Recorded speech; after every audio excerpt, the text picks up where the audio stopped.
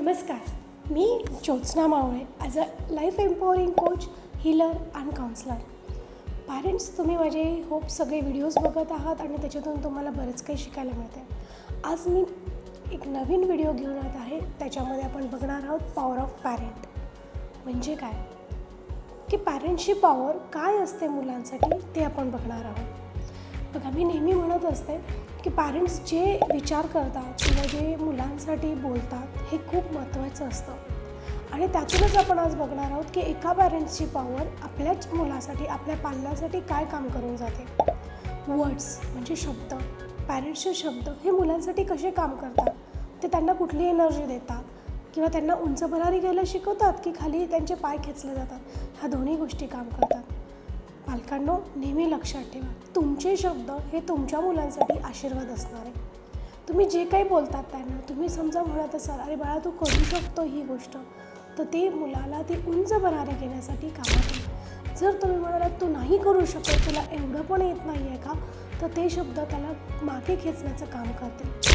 आपण एक एक्झाम्पल बघू. समजा आपलं पाल्य काहीतरी खेळायला जात आहे, ठीक आहे, तर तिकडे आपण म्हटलं जातं की अरे तुला किती छान खेळता येते किंवा तू इथे काय करू शकतो आहे, ह्या गोष्टीवर जर आपण जास्त भर दिला किंवा वारंवार त्याला प्रोत्साहन दिलं की ठीक आहे, आत्ता नाही झालं उद्या होईल, उद्या नाही झालं परवा होईल, जर आपण हे त्याला सारखं बोलत गेलो तर ती गोष्ट नक्कीच तो चांगली करू शकतो.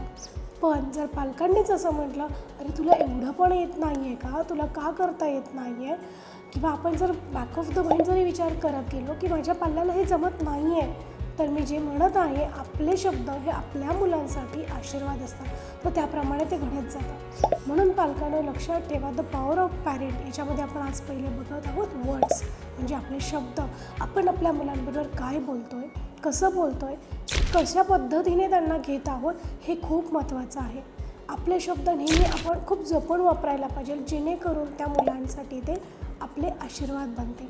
मग तिथे कधी गुड वर्ड्स पण येऊ शकतात, बॅड वर्ड्स पण येऊ शकतात. आणि मान्य आहे ना, प्रत्येक वेळेला आपण अवेअर नाही राहणार, आपल्याला लक्षात नाही येणार की आपण काय बोलतो आहे. पण लक्षात ठेवा, जर आपल्याला कळलेलं आहे, आपण अवेअर आहोत, तर आपण हे शब्द वापरले तर त्यांच्यासाठी खूप काही काम करतील. आणि लेट्स से कधीतरी असं झालं आहे, आपण चुकीचे शब्द वापरलेत किंवा एखादे 2-3 वाईट शब्द पण गेलेत, तर तुम्ही त्यांना जवळ घ्या आणि त्यांना सांगा सॉरी बाळा, माझ्याकडून हे रागात निघालं आहे किंवा मी टेन्शनमध्ये होतो त्याच्यामुळे निघालं आहे, आणि त्यांना सॉरी म्हणा. जर हे तुम्ही केलं आणि परत तुमच्या शब्दांची पॉवर दाखवली, तर खूप काही गोष्टी आपल्या पाल्यांच्या आयुष्यामध्ये होऊ शकतात. आणि विसरू नका, ते तुमच्या पाल्याला रोज 2 वेळा घट्ट मिठी मारायला फॉर 30 सेकंड्स, सकाळी उठल्यावर आणि रात्री झोपताना.